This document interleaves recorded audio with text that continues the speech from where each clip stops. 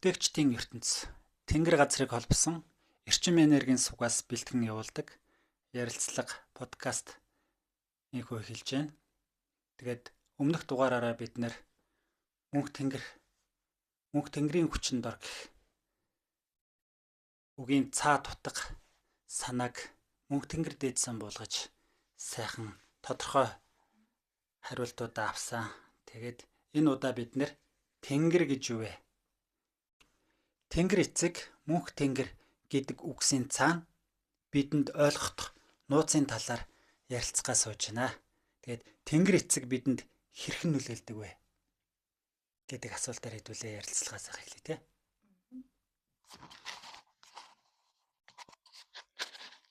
За бид ингээд тэнгэр эцэг зүгээр л бидний эцэг гэдэг үгийн цаана биднийг орших, биднийг бүтээсэн бидний аав гэдэг үг л байгаа хгүй юу? Их гэдэг үгийн цаана бүх эхлэл мэндий бүрдсэн их үүсэр маань ихийн хөвлөө их дэлхий гэдэг үг байгаа. Зүгээр л бид ээж аавхан дундаас орших энэ мөнх амьдралыг өөрчлүүлэх үр сад.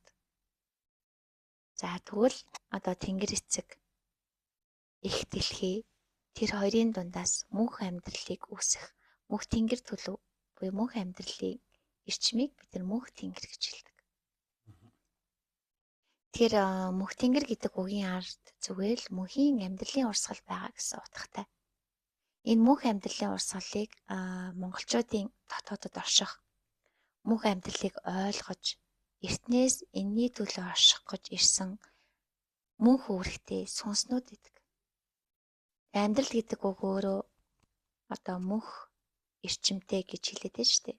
Гэтэл бид яагаад ийм зуурдын амьдрал шиг амьдралд үхээ сайхайцаар хөлөвлчгээд бүх юмыг нэг цаг хугацаа, орон зайн, эргүүлэх дотор дуусчих юм шиг сэтгэлгээгээр дутуу амьдарч байдаг юм бэ? Ягаад энэ амьдралдаа нэг юм бүрэн бүтэн амьдралаар амьдрсан шиг амьдарч бүхэл ашхуугаараа байсан шиг байж чадахгүй энэ амьдралыг төгсгөөд байна тийм. Энэ ард юрдөө бид мөнх амьдардаг гэдгийг л мартчихсан. Зуурдын амьдардаг гэд итгэчихсэн монголчуудын сүр хүчээ дарчихсан тэр ухаан ухамсар л байдаг.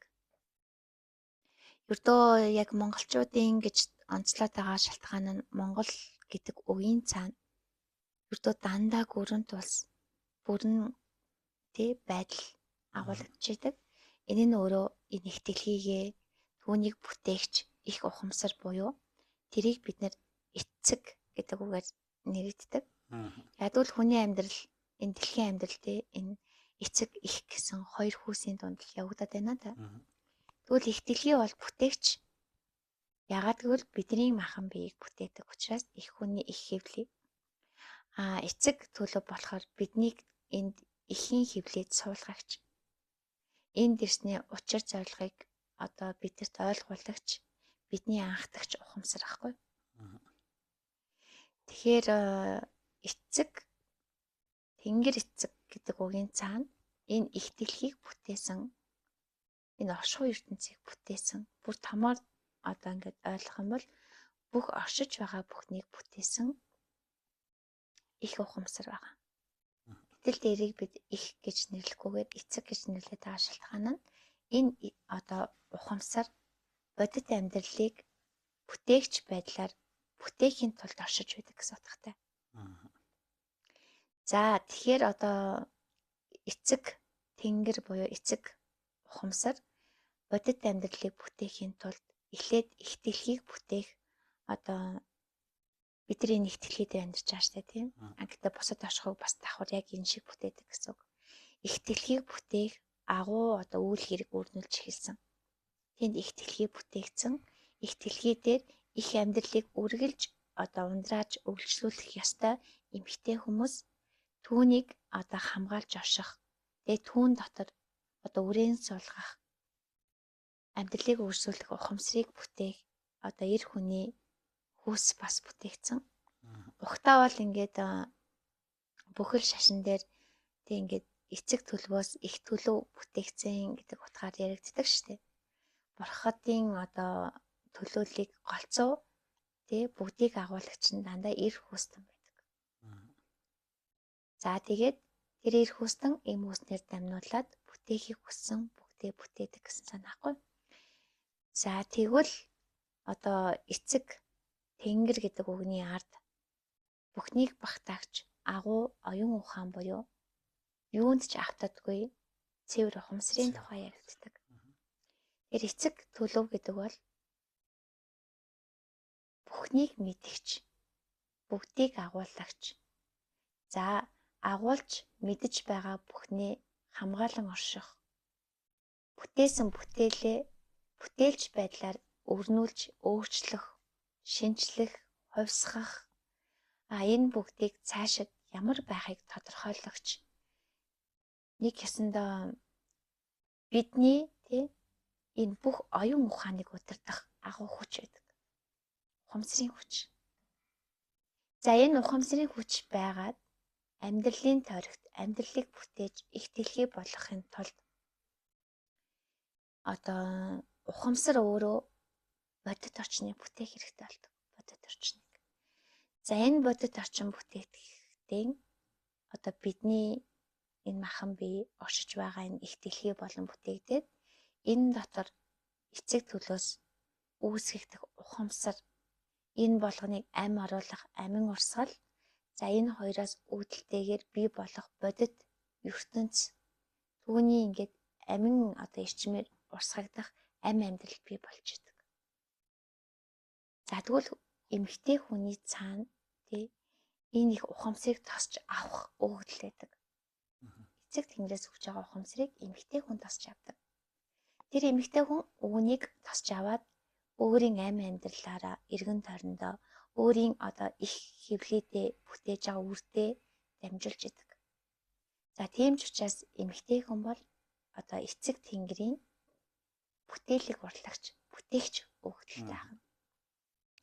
За энэ дотор бий болсон үр хөөхөд ам амьдралыг өрсүүлээд амьдралын урсгалыг авч явж байгаа учраас мөнх тэнгэртэнгүүд болдог байхгүй. Тэгэхээр одоо нөгөө хатадын үеэр зүгээр төсөөлүүлэн ярихад хатан ухаан гэдэг бол энэ мөнх тэнгэр эцэг хоёрын хоорондын сүлжилтээнийг маш уялдаатайгаар авч явж сурсан эмэгтэй хүний ариун сав оршихуйтай, ариун биетэй одоо энэ ариун одоо дээд цэвэр ухамсарт үйлчилж тэрний эрчим энергийг өөрөөрөө дамнуулан бүтээл болон урлагч тийм одоо ухамсарт өөрийгөө даатгсан тэр суу ухааныг өөрөөрөө дамжуулан ам амьдрал руугаа юулагч тийм эмэгтэй хүнийг бид нэр хатан ухаантан буюу хамгийн дэд эмэгтэй хүн гэж үздэг гэсэн.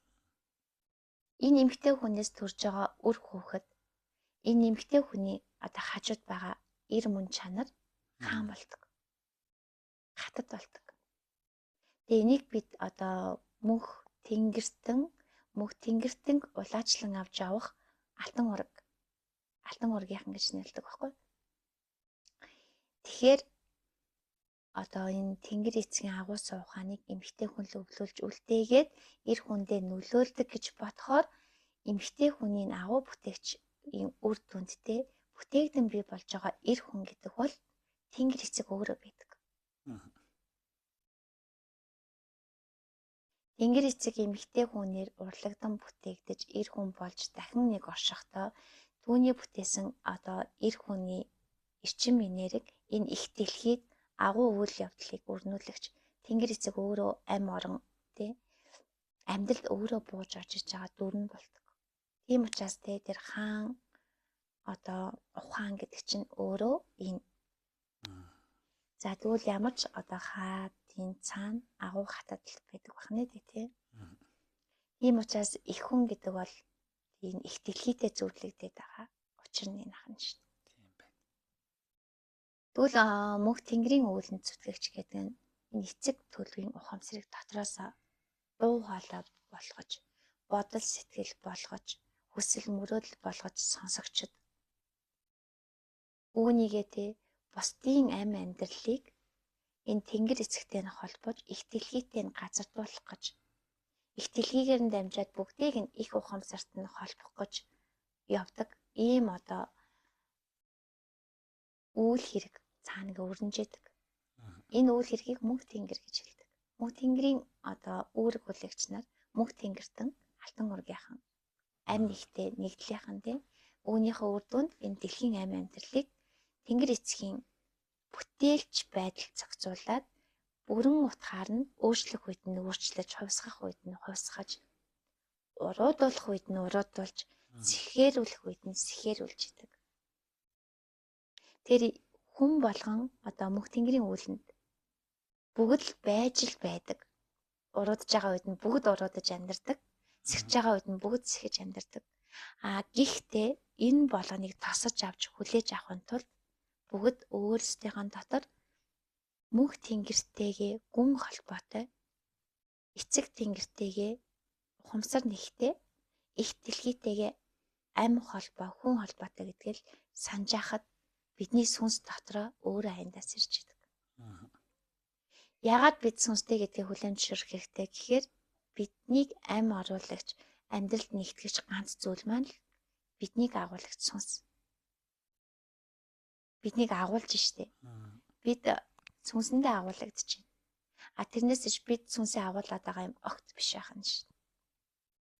Сүнснийхээ хүсэл мөрөөдлийн дагуу бидний бие хөдөлж амьдардаг. Сүнс маань өөрөө энэ болгоныг хүлээж авахын тулд биднээс нэг л зүйлийг хүсдэг. Сүнстэй гэдгийг хүлээмжшүүр гэж бидний тархинд байнга шивнэдэг. Бид сүнстэйгээ хүлээмжшүүрхэд л бидний сүнс сэрж идэг байна ш. Гэтэл бид тархиараа тархиа бид ад үтсэнгөө. Гэхдээ л бид тархиараа бие гэж амьдардаг. Энүүхэн амьдралын нэг зугуухан одоо юм хүсэл мөрөөдлийг тээж зугуухан оюун ухаанаар сэтгэлээ эзэмдэж эзэмсэн сэтгэл нь буцаад оюун ухаанаа ачааллаж энэ амь амьдралын тойрогт нэг жижигхэн төрөл авалчиг, нэг жижигхэн амьтан шиг өчүүхэн байдлаар ингээд амьдарч байгаа. Би гэдэг энэ сэтгэлгээ, биеийн мөрөөсөл болсон энэ амьдралтэй энийг бид нар даван туулахын тулд энэ биеийг чинь хэн үсгээд хэн амьдруулад байгааг л энэ сүнс юмаа гэдгийг хүлээмжшүүлэх хэрэгтэй. Гэтэ сүнсийг хүлээмжшүүлсний ард бидний амийг өгж байгаа юм биш үү? Бидний амийг өгж байгаагийн ард бид нар амь дэлхийтэйгээ нэг юм биш үү? Тэгвэл бид амь дэлхийхэн төлөө явж байхад амь ухамсарыг өгөгч тэнгэр эцэгтэйгээ хүссэн хүсээгүй холбогдох юм биш үү? Бидний дотороос дуурах дуу хоолой тэнгэр эцгийн дуу хоолой байдаг.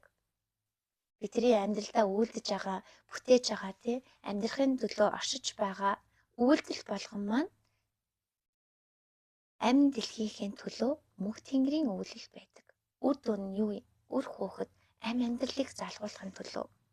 Үүний төлөө бид нар оршиж яадаг гэдгээл хүлээн зөвшөөрч, хүлээн авч энэ болгоныхаа төлөө илүү ухамсарт амьдралыг сонгох нь одоо бидний энэ дэлхий дээр оршиж байгаа хамгийн том үүрэг байхгүй.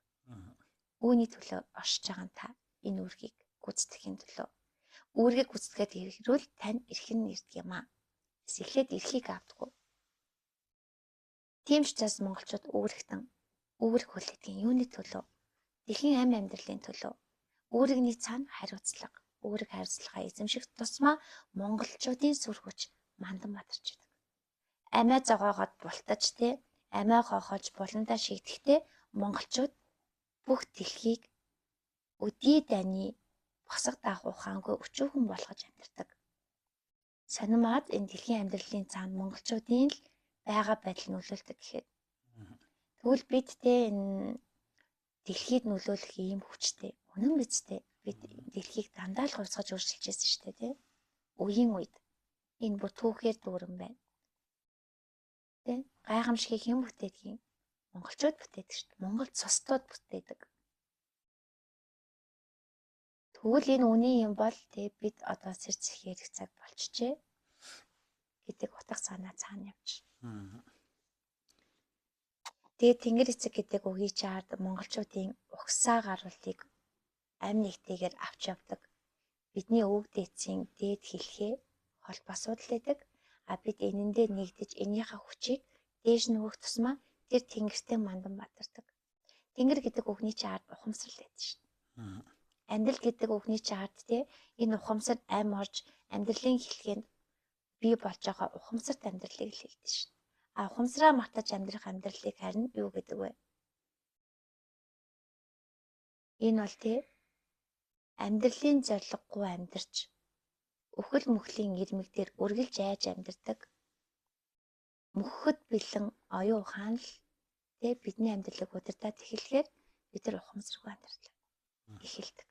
Энэ бол уруудаж дороодож мөхөх их дэлхийгээ барах ам амьсгалын таслах өөрөөр хэлбэл амьдралыг өөрөөсөө мөхөөж одоо бидний хэлдгээр те дэлхийн мөхлийг авчиж байгаа үйл явц болдог. Тэгвэл бид ийм болцсон байна. А буцаагаад одоо сэрэг цагт болцсон тий. Сэцэхэрхийн тулд бид нар ихлээр хүн дотроос өөрчлөгддөг шин.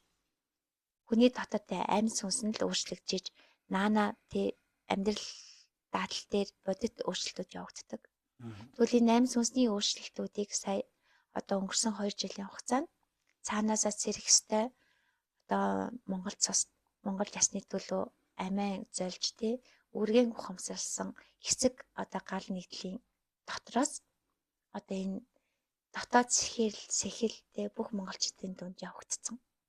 Одоо бид зүгээр л энийг хүлээмжшүүлж бодит амьдралдаа энийг үйлдэл болгодог байх хэрэгтэй. Тэгвэл монголчууд одоо энэ боолын нийгмээс босож ирэхэд дэлхийн өөрөө цог босч ирдэг байх нь шүү. Тэгвэл энэ биднийг хэн аврахын, бидэнд хэн туслахын, хэн ч туслахгүй. Бид өөрсдийнх нь дотор байгаа амь сүнсээ мэдэрсэн цагт л өөр хоорондоо нэгдмэл гэдгээ ухаарж тий энэ болгоныхын төлөө өөрийн дотор байгаа хүчээрээ босч ирж иж одоо бид хинэж хамаалгүй амьдрах амьдралаа бүтээн. А хин нэгэн улс төрчид, хин нэгэн намд тий хин нэгэн одоо чадaltaй улс гүрэнд өөрсдөө даатгадаг тийм амьдрал хизээч монголчуудад зохихгүй. Тэгэхээр тэнгэрийн талаар одоо ингээд яриадсаа сууж байна. Ихэнх хүмүүс бас яг энэ талаар ойлгохгүй юм шиг санагдлаа яриа сууж хаад. Тэгэхээр энэ тэнгэр эцэг гэдэг чинь одоо цэвэр ухамсар байгаад шүү дээ тий. Мөнх тэнгэртэн гэдэг нь чинь мөнх ухамсартангууд болчих шүү дээ тий. Ухамсартай монголчууд байж. Мөнх тэнгэр гэхлээр одоо тэр нөө түрүүчийн подкаст дээр хэлсэн зүрх сэтгэл амьдралын урсгал гэж хэлсэн тий. Цэвэр ухамсар, цэвэр зүрх сэтгэл нийлж ээж амьдралыг ингээ бүтээж байна. Гэт энэ үгнүүдийн цааны юм ингээд ийм том агуулгууд байхад бид нар төдийлөн ойлгохгүй юм ч л тий. Тэгэхэд одоо ингээд нүүдэлчин монголчууд гэд эртнээсээ ингээ хийлэнгүүд зүгээр ингээ энэ тэнд нүгэд суугаад явж байгаа монголчууд гэж хөвчлэн ойлгодог. Тэрийг тэгж орчуулдаг гадагшаа тий. Тэгэхээр энэ нүүдлэх тэгээ нүүдэлдэг монголчууд гэж хэлээд шүү дээ тий. Энэ талаар сайхан тайлбар өгвөл. Оюун ухаан одоо нэг газар тогтмолшоод суурьшаад суумал болоод эхлэхээр буюу бид ингээд нэгэн сэтгэлгээнд гацаад нэг хэм маягт ороод энэ болгоно амьдралдаа үйлдээд эхлэхээр суурьшмал болчдөг. Энэ бодит амьдралдаа суурьшмалж гаж иж байгаа зү тогтмолшоод харин бидний ингээд дотоод оюун ухаан тэгээ энэ тэнгэр эцгийн ухамсарт нэгдсэн юм ухаан байхад бид маш олон төрлийн ухамсараар дотоод ертөнцийн шилжиж амьдардаг монголчууд. Одоо монголчуудын тийм ингээд бүх нууцуд энэ ухамсарт нь энэ аминд нь л нуугдж идэг. Тэгэд наанаад ингээд юу ч өвлөж үлдээгээгүй байхад тэд цагтаа сэрдэг. Тэгээд өөрсдийнх нь дотоос цудрууд нь буuna. Тэнгэр санаанууд нь гарна тий. Тэнгэрийн төлөө хэрхэн зүтгэх бүр ур ухаанууд нь дотроос нь хөвшин. Тэгээ бодит амьдрал дээр гач ирэхээрээ монголчууд нүүдэлж эхэлж байгаа. Суушхыг хүсдэг. Өөрөөр хэлбэл суушмал байдал гэдэг бол өмхирлэл, ялзрал, эдээрэл тий эдээ баринд автах одоо бүх эрчим зогсонгошиж тэндээ ингээд зуурамтгай байдалд ороод ингээд энэний үр дүнд юу гэхээр зовлон л үүсэж идэг. Зовх ухаанаа бид өөрсдөө бүтээдэг. Зовлонгийн далайд бид өөрсдөө живээд тэнд учрах там хэмэгч гачлан дотроо тамлагдаж амьдрахыгаа бид нэр одоо амьдрал гэд итгэсэн байна шүү дээ. Суурьшмал, суумал ухаан дотроо. Тэгвэл бидний оюун ухаан амь сүнс рүүгээ та эргэж харахад тэн дотор бидний ухамсар дээдийн тэнгэр эцэг рүүгээ тэмүүллээр дотроо бид өөрчлөгдөж эхэлдэг. Дотроо хувьсгах нь шүү дээ. Монголчууд хизээч өөрчлөгддөггүй, хизээч хувирдаггүй, шууд хувьсдаг. Энэ бол монголчуудын цус генд байдаг асар хурдтай сэрэх үзэгдлийг өөртөө агуулсан. Одоо дээдийн дээд одоо мөнх тэнгэрээс амь амьдралаас хүлээгдэж авсан үүргийн дагуу сэрэх эрх нь маш ухамсарт монголчууд. Тэнгэр эцэг эрэхтэй. За энэ одоо ухамсараа өөрсдийнх нь дотроос хүртгэн шүү дээ. Гаднаас хайгаад хийжээч болдоггүй. Дотор хэн оршиж байна? Таны амь. Амь чи хаана орж байна? Амь амьдралаар дүүрэн. Энийг бүтээсэн агуу ухамсарт нэгдсэн тийм одоо сүнснүүдтэй. Тэгэл өөрснөө лугаа нэвтрээд ороход энэ их баялаг ухамсар, баялаг амьдрал руугаа ороод энийг дотроосоо мэдэрч эхлээд хүч чадал нь сэргдэг. Хүч чадал гэдэг бол агуу ухамсар, түүнийг агуулгач. Бүхнийг хийж чадах ухаан, ур ухаан. Энэ хоёр нийлээд арга амьдралыг бүхлээр нь өөрчлөгч амьдралын суурь ухаан болж хувирдаг. Ингээд л бид дотроосоо мэдэрдэг. Дотроосоо мэдрэхэд бид нар бүх хүмүүсийн дотор сонс нь нөлөөлөд эхэлдэг. Яагтвэл бидний дотор амь амьдрал байна. Бид нар энийг өөрчлөх эрхтэй юм байна. Тэгэл монголчууд бүгд дотгошоо ороход бүх дэлхий хувьсгаас өөр аргагүй болдог. Бидний хийж байгаа үйлдэл, бидний хийж байгаа яриа, бодол, сэтгэхүй, сэтгэл санаа, үг үйлдэлээр дэлхий өөрөө хувьсч идэг. Бид энэ дэлхийн хатан зүгийнүүд, хатан шоголцнууд, бусад дэлхийн хүмүүс энэнд хувирч өөрчлөгддөг. Энэ ухамсар амьдралын мэдрэмжүүдийг хүлээн авахч нар ингэж л өөрчлөлдөг. Тэр хүн түлхтэн гэдэг бол яг үнэнтэй одоо Монгол угсаатан л гэдэг ганц үгэнд багтана. Тиймээс ингээд монголчуудын сүр хүч шалдаан хүртэл унтсан. Тэнгэр эцгийн ухамсар нь улан дорой гიშгэгдсэн. Мөнх тэнгэр нь амь амьдралын зүдгүүр зовлон там болтлоо хувирсан. Энэ үед ч гэсэн монголчуудын дэлхийн эзэн гэдэг утгаараа монголчуудыг сүнөхгүйгээр тэнгэр эцгэн доороос нь мөхцсөн уланд нь байгаа ч гэсэн түлхэж мөнх тэнгэрэндээ босоож гээд зовлон зүдгүүрийн дээдийг амтлуулад зовх шалтгааныхаа бүх өгшлийг тавьчаад сориод байж идэг бидрийг. Бид энэ зовлонгоо ингээд амтлаад байж захтаа автаад байвал зовхч болоод автахгүй тэмцэхдээ бид нар тэр зовлонгоос эрс дэшээ өсөх тэр хүчээ олж авдаг.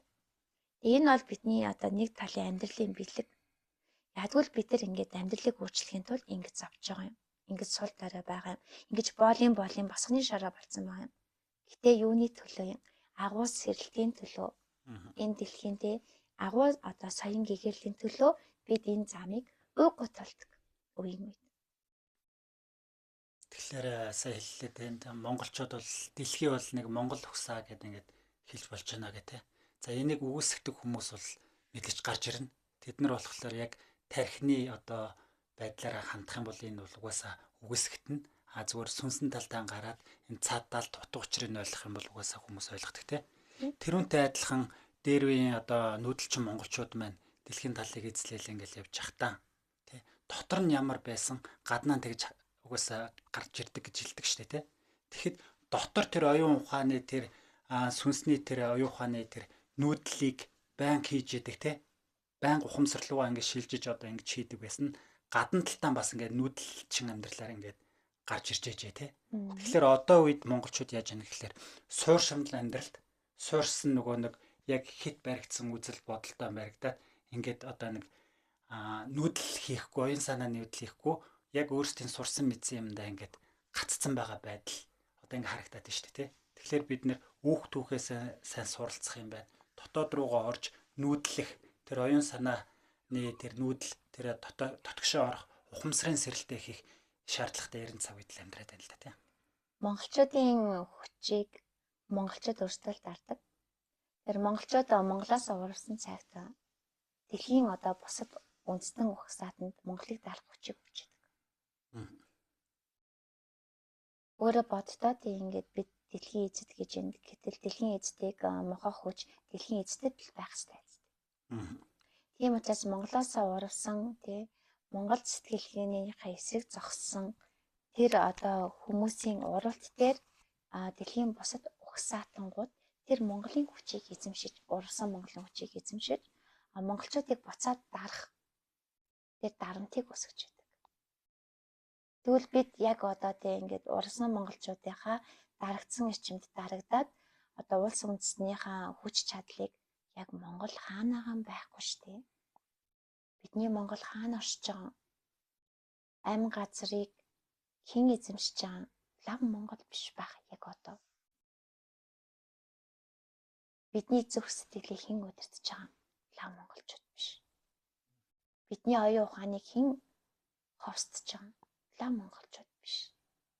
Тийм учраас монголчууд те одоо энэ сүр хүчин дарагдаад итгэл үнэмшил нь буураад энд ингээд монголоо гэж огшивч дотроо гаднаа илэрхийлэх эрхгүй илэрхийлсэн болгоно нь энэ тэнцүү байдлаараа дарагдаад эрхшээсэн одоо энэ урвагч монголчуудынхаа өгсөн хүч чадлыг эзэмшигч одоо угсаатангуудаа дарагдаад оршиж байна. Энэ бол туйлын үнэн тийм.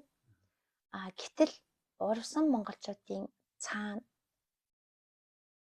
урвсан шалтгааныг нь хайгаад үзвэл тэд эрх мэдлийн төлөө тэд энд байх тий одоо чадал чанцаагаа гаргаж эд хаваа үзүүлэхийн төлөө шунан дуулахаараа л монголчууд бие биенээс урагдаг. Эрх мэдэл тий эд агуурс түүнийг эзэмших асар их хүч чадлын төлөө монголоосоо урвснаа тий энэ их урвсан эрчмээ бусдад өгснөөр тэд монголчуудыг эд байлгаанд дарж эрх мэдлээр нь багалзуурдаж хүний ёсонд нийцэхгүй тамийн амьдрал руу түлхдэг байна шүү дээ. Яагаад хүний ёсонд нийцэхгүй гэхээр монголчууд хүний ёсыг тогтоодог. Монгол угсаатангууд энэ дэлхийн зам ёсыг мөрдүүлэгч нар. Учраас тэр тий. Тэгвэл бид одоо яг их нутагтаа хийсэн тий суурьшмал байгаа ч юм шиг суурьшихгүй байгаа ч юм шиг агаар дээр амьдарч. Үндэс минь тий их нутагт мань тасарчээ. Үүх минь их нутгаас минь холдчихээ. Сэтгэл минь их нутагтаа ч оршихоо болчихжээ. Ингэтлээ тий хувиа ачиж даваа шарлуулдаг болжээ бид. Үүний төлөө тий урсан монголчуудын хүчийг эзэмшигчэд оршиж идэгин. Бидийг ийм болгохтол нь дарж идэгин. Тэгвэл бид одоо энэ эрх, энэ хүч, энэ болгоныгоо их дэлхийхийн төлөө игнэгт байж зогсох цаг нь болчих. Энийг эзэмшээд ирэхээр Монголыг хинч дардгүй юм. Хинчтэй бидний хүчинд нөлөөлөх үеж тэр хүч чадлын ундрага хүртэж чадхаа болчдгийг. Яагадгүй тэд тий энэ их дэлхийг удирдах эзэн эрхтэй монголчуудын сүрсэн, урвсан эрчмээр хооллогч нар учраас их нэгдлээрээ их монголчууд нь их хүчээ нэгтгээд энэ эзэн улсдаа эзэн суугаад эзэн төрөө өөрсдөө босгоод ирэхээр энэ бусад угсаатангууд чинь дагахаас өөр дагаар орохоос өөр ямар ч тий өөр ямар ч аргагүй болж хуурдаг. Ингэтэл нь бидний арга ухаан, арга зайл тий түүнийг эзэмших эрх ухамсар нээгддэг учраас дийлдэшгүй болдог. Үнэхээр дийлдэшгүй болдог тий. Энэ дийлдэшгүй энэ эрчим энерги хаанаас гардгийг бид сүнсний түгээмэл бүгдэд байдаг монголчуудын эрх дарханд байдаг. Эрх үндсэнд байдаг. Их дэлхийн эзэмших, эрхшээх тэр чадвар чансаанд нь байдаг байхгүй юу? Тэгэхээр бидний дотор монгол цас гүйжил байгаа юм бол бид монгол хэлээрээ ярьж л байгаа юм бол бид энэ их дэлхий дээрээ оршиж л байгаа юм бол энийг бид бүгд хийж чадна. Тийм учраас одоо тий эрх тахтангуудын хүчин дор битгий бай. Бас тий Энэ дэлхийдээ эзэн суух эрхээ өөрсдийнхөө сүнснээс хай.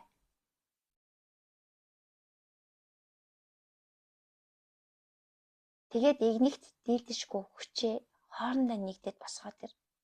Ингэж л монголчууд нэгддэг. Хизээч монголчууд хувиа ачаа гэж даваа шалуулж явахдаа энэ хүчээ өөртөө боомлж байхдаа хизээч нэгдэхгүй. Бид зүрх сэтгэлээ нээж нэгнийхээ төлөө сэтгэлдээ байж тий их дэлхийн төлөө огшиж түүний төлөө санааж хэлж явахдаа харин нэгдэж чаддаг. За тийм учраас одоо бид энэ дэлхийн эзэд гэж их тархтаагаар дуурайд байна шүү дээ тий. Энийг хэн дуурж байгаа нь дотор сүнснээс. Өөрсөндөө эзэн суугчдаас дуурж байна шүү дээ. Тэр энэ дээр нэг ийм ойлголт гарч ирээд байгаа л та. Тэнгэр эцэг бол одоо бидрийг хамгаалагч хүч тий бидний одоо монголчуудын сүр хүчинд нэг өсөндөө дээрээс минь хамгаалж идэг хүч юм байна. За мөнх тэнгэр дээдс маань бол тэр мөнх тэнгэр дээдсийг нэг үгээр хэлэх юм бол бидний монголчуудын яг одоо байгаа амьдрал байгаад байна тий.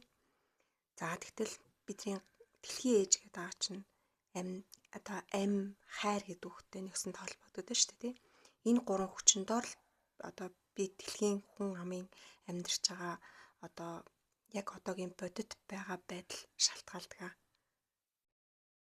Тэгтэл ингээд зүгээр миний бодлоор нэг юм орж ирээд байгаа хгүй.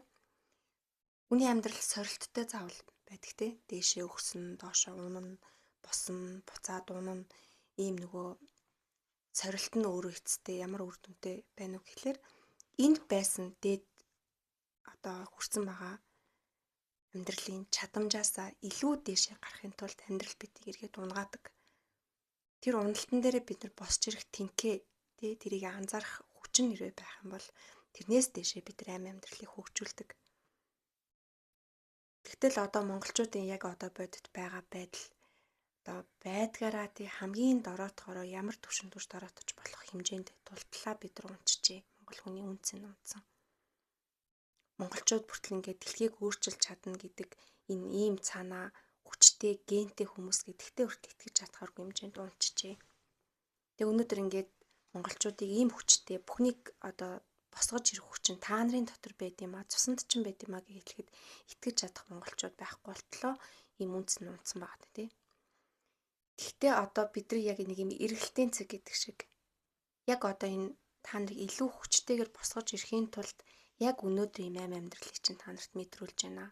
Би зүрийг харахтаа тий тэнгэр эцэг амьдрал тэнд дунд одоо бидрийг үүсэж байгаа тэр хоёрын дунд байж байгаа хүчин дунд амьдрал үүсэж байна гэж үзэхэд энэ одоо тэтгэж байгаа бидний агуу цаана байгаа хүчинд хэрвээ найдаж амьдраад явлаа гэхэд амьдрал өнөөдөр яагаад энэ доош унтсан байна. Энэ хүнээс хамааралтай байгаа юм шүү гэдэг бодол төрөх гээд байгаа хгүй. Тэгтэл эргээд нөгөө тий бүх юм ингээд нэг дээшээ чиглэлтэй ингээд явж исэн болвол уналт босолт гэдэг юм байхгүй. Гэхдээ биднийг илүү хүчтэй, илүү тэнхээтэй босгож ирэхийн тулд өнөөдрийн түвшин хүртэл унгаачихжээ. Одоо энэ дэр босч ирч чадахгүй юу гэдэг одоо монголчууд бидний дотроо сэтгэлийн тэр ген дотроо байгаа тэнхээнээс хамаарах гэдэг байна гэж ойлгох гэдэг нь л та. Тэр бүх юм тэнгэрийн санаа гэдэг үг байдаг байхгүй. Одоо жишээ нь бид ингээд дахин турж ийн л гэж боддог. Тэгээд бидний ингээд сүнснүүд одоо энэ төрлийн авалтандаа дахин төрөөд нэг л зорилгын төлөө төрсөөл байна гэж боддог тийм. Гэтэл энэ үнэн. Гэтэл бид дахин төрөөд байгаа юм биш. Амьдрал биднээр дамжуулаад бидний ингээд сүнсэнд тий өөрсдийнхөө одоо чиглэлийг хуваагаад гэсэн. Амьдрал өөрийгөө тий 8 тэрбум хуваагаад төрүүлчихжээ. Энэ амьдралыг авч байгаа тэнгэр эцгийн ухамсар өөрийгөө 8 тэрбум хуваагаад нөлөөлж. Өөрөөр хэлбэл хүн гэдэг энэ одоо оршихуйн дээд эрчмийг аваадсан энэ оршиж байгаа их дэлхийнхээ эзэд болсон төрөлтөнгүүд энэ амьдралыг авч явах үүрэгтэнгүүд эдгээрийг залах Монгол ухаантангууд тийм ингээд өөрсдөө төрөө явж. Түүлийн тэнгэрийн санаа гэдэг одоо санаа бол тий бидэнд бүгд хүсэл болж ирдэг. Тэнгэр эцэг бидэнд хүсэл төрүүлдэг. Өөрөөр хэлбэл ухамсараас бидэрт тий бидний энэ биеийг удирдах ухамсар, оюун санааг удирдах ухамсар, сэтгэл зүрхийг удирдах ухамсар хүн 3 ийм одоо ухамсарт төлөвөөр хүний одоо амь амьдрал 3 тустай орон зайд өрнж идэг. Энэ 3 тустай орон зайгаад нэгтгэж тий оюун ухаан сэтгэл санаа махан биеэ нэг дор цэгцэлж чадсан хүмүүс Тэнгэрийн санааг гүйцэлдүүлэгч ойлгогч нар болдог. А чадаагүй хүмүүс нь болохоор сарниулагчд болдог. За тэгвэл сарниулагч болохын тулд та оюун ухаандаа хит итгэж тий зүрх сэтгэлээ түүгээрээ хааж нэгдхийг хүссэн зүрх сэтгэл буюу сүнсээ хүртэлтэй хүслээрээ хааж байх эрхтэй болоод эхлэхээрээ хүмүүстэй өөрсдийнхөө оюун ухаанд хит автаж эхлэхээр сүнсгүй юм шиг зүрх сэтгэлээ мартахаар энэ махан биеийг тий оюун ухааны удирдаад эхлэхээрээ энэ их одоо уруудан дараатах буюу доош давтамжаар уруудах эрнийг, эрчмийг, уналтыг бүтээж идэг. Зүрх сэтгэлдээ найдаад ирэхээрээ өөдөө босох хүчээ аваад энэ зүрх сэтгэлийн буюу сүнсний хүчээрээ оюун ухаанаа удирдаад эхлэхээр өөдлөн дэвжих ертөнц рүү орж идэг.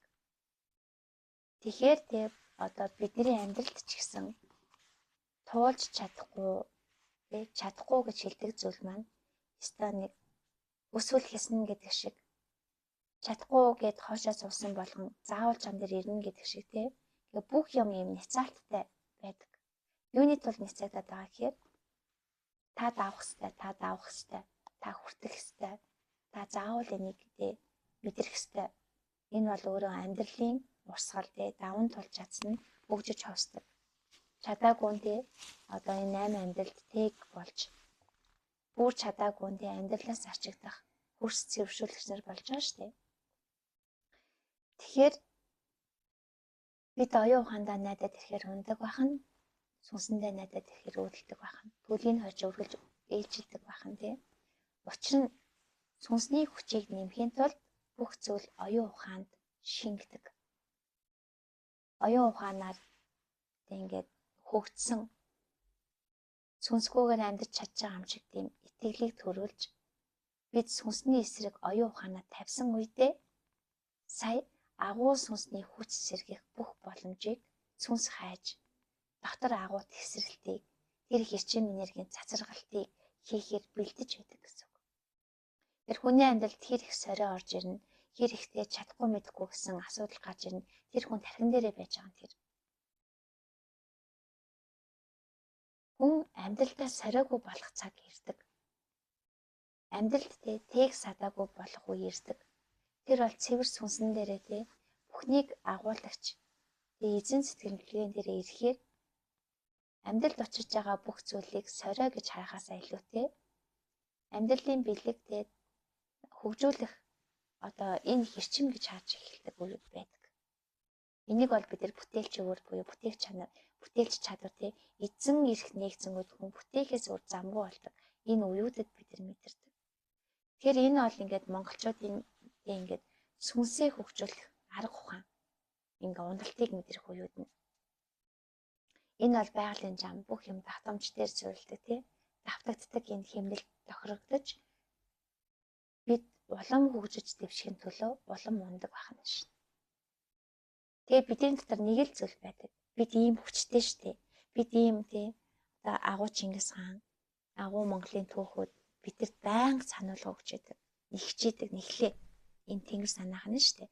Тэгээд бид энийг хийхин тулд заавал арчаагүй болцсон энэ ухаанаасаа өндийхөөсөр аргагүй болдог байна шүү дээ. Гих мэтчлэн одоо ингээд бидний дотор байгаа сүнс энэ бүх үйл явцыг өөрөө хаяндаа удирдах байдаг. Гэтэл сүнсний хувьд хөгжихийн тулд тархиндаа удирдуулахгүй болтлоо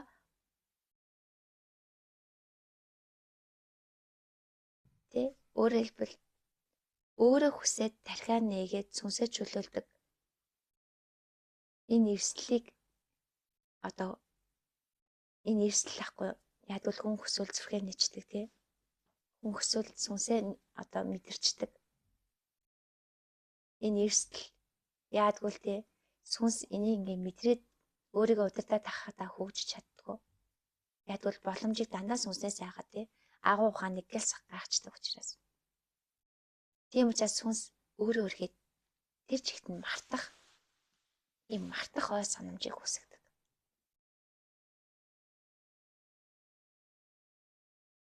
Тэгээд тархиндаа хэр автаж хэр дийлдэхээ одоо өөрийгөө сордог гэх юм уу сүнс.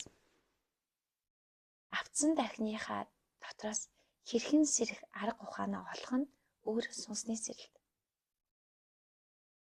Тэрийг олж байгаа сүнснүүдийн хүч чадал тэр агуу одоо өөртөө бүүцүүлсэн тархины тэр их одоо даах эрчимийг давж гарахын тулд бидний сүнс оршихуй ертөнцөөс дараачийн эрчмийг татчихдаг.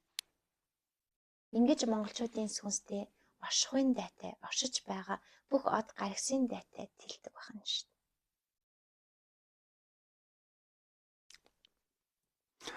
Өнөөдөр монголчууд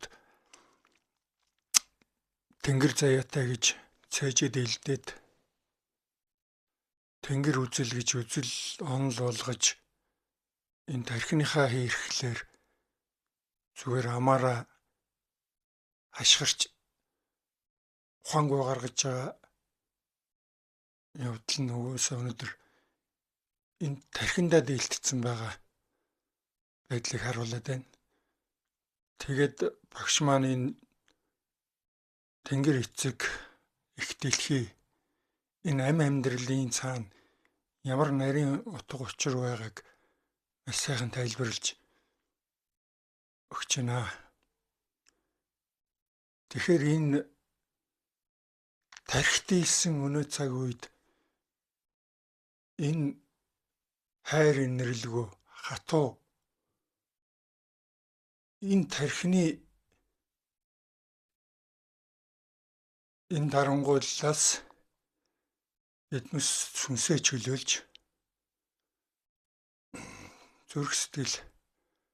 зүрх сэтгэлээ нээж сүнсэн дээрээ ирж хувьсах нь өнөөдөр биднүүсийн тулгымцсан асуудал болж байгааг ойлгох нь зүйтэй. Тэгээд сүнсээ чөлөөлж хувьсцгаая гэж уриалмаар байна. Одоо бидний ингээд сүнс монголчуудаас ингээд нэг л сэрхэд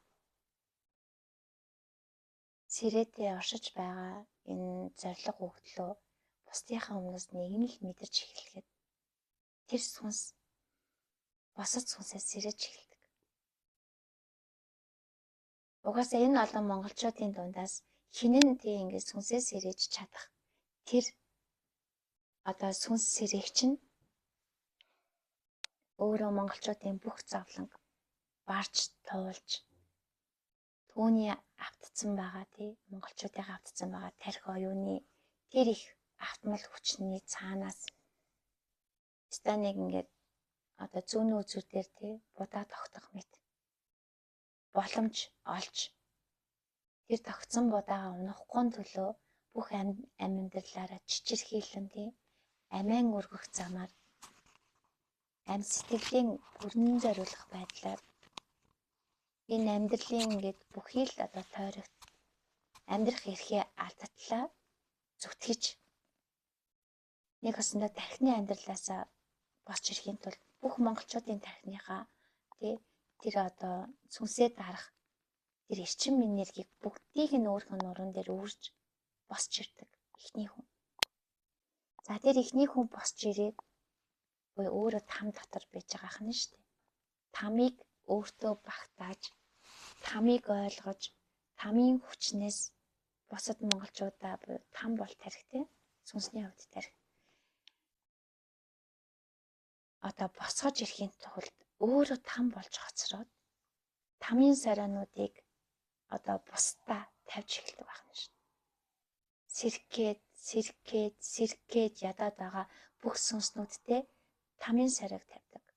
Энэ тамаас хэрхэн гарах юм бэ чи гээд. За энэ сарайнд орсон бусад сэрхэж ядаж байгаа сүнснүүд энэ там буюу бүх зовлонг бүрэн туулахын тулд аргагүй байдалд орж тий бүх амьдрал нь өөрөө там болон хувирах цагт. Сүнс сэрэхэд бүх монголчуудын өмнөөс сэрдэг бахнэ тий. Ядвал бүх монголчууд дотор бүх дэлхий багтаж байгаа учраас. Тэгээд тэдний одоо туулах ёстой бүх зовлон туулж гарахын тулд энэ зовлон юунаас үүдэж вэ гэдгийг ухаарч сэхэрч тамаас чөлөөлөгддөг. Там бол тий таны ухамсар тэлсэн цагт та тамаас гарч таны ухамсар хаа хүртлээр тэлхийн тэнд очиод тэнд очисон ухамсарын ичмийг буцаагаад монголчууд руугаа тий сүнс рүү нь буулгаж итгэвчүүлж тархи орон зайнаас нь чөлөөлөх замаар сүнс болгоны сэрэж чадах юм бол тэр ухамсар монголчуудын татаас хэрхэн хатгад сэрэж хүсэл тэмүүлэл тий амьдралын төлөөх огшил болгож амьдралын төлөө босож ирэх хүч болгож тэнхээжүүлэх юм. Тэрнээс шалтгаалаад одоо энэ хүн төрөлхтний амьдрал монголчуудын амьдрал өөрчлөгддөг байна шүү. Тэгвэл үе үеийнтэй ингээд сүнсээ сэрэж тий өөрийнх нь дотроос амьд гэдгээ батлахыг хүссэн сүнсээрээ гэдгээ мэдрэхийг хүссэн тэр олон хүмүүсийн зам гүрний үр дүнд тий сая одоо энэ бүх зүйл зэгцэрч монголчууд тамаас гарсан.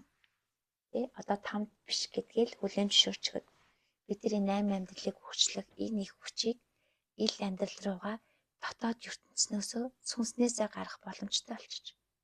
Тийм учраас сүнсээ сэрээгээч. Тийм учраас сүнстэй гэдгээ мэдрээч тий.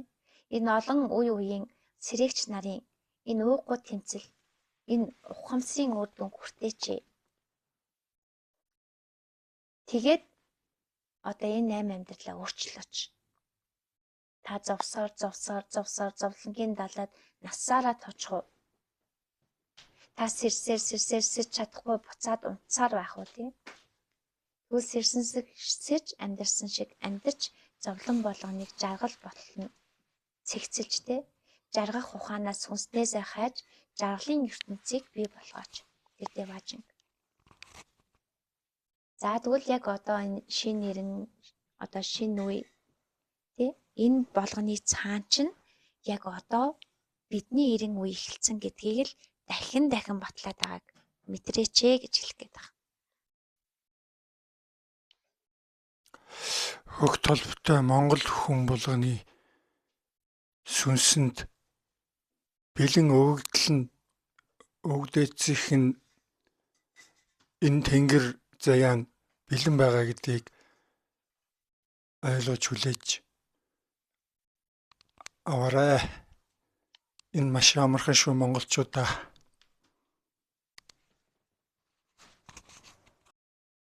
За тэгээд энэ удаагийнхаа подкастыг ингээ өндөрлөё. Тэгээ энэ удаа гайхалтай мэдээллүүдийг хүргэж одоо өөрийнхөө оюун ухаан тий ухамсарынхаа хэсгээс ингээ бидэнтэй хуваалцсан гисаагчдаа маш их баярлалаа. За тэнгэрийн цэгтээ нэгдэж мөнгө тэнгэртэй амиа даатгаж тэнгэрлэг монголчуудынхаа сүр хүчийг бадраацгаая. За тэгээ цаашдаа манай пэйжийг дагаарай. Манай да бүтээгчдийн ертөнц YouTube хуудсыг бас дагаарай. Цааш нь улам бүр түгээгээрэй. Тэгээ цаашдаа илүү олон сонирхолтой подкастууд, шин мэдээллээр та бүхэнтэй одоо уулзцааж авах болно. Ингээд бүгдээрэнд баярлалаа.